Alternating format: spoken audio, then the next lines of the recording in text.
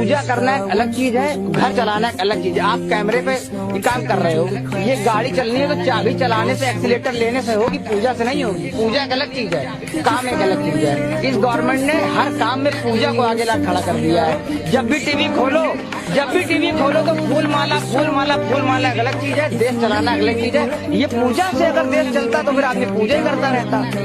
भाई अगर हम चाबी इसमें लगाएंगे तब तो गाड़ी चलेगी। लाओ अगरबत्ती सुलगा रहे, गाड़ी चल जाए। पूजा करना अलग बात है और काम करना अलग बात है। अगर गाड़ी चलानी है तो एक्सीलेटर दबाना पड़ेगा। सिर्फ फूल चलाने से गाड़ी नहीं चलेगी। आग जलाना, तेल जलाना, ये सब प्रतीक हो सकते हैं, लेकिन असली तरक्की मेहनत मेहनत मेहनत और सिर्फ मेहनत से आती है। हर काम में सिर्फ दिखावा, हर जगह सिर्फ फूल माला, ये सही रास्ता नहीं है।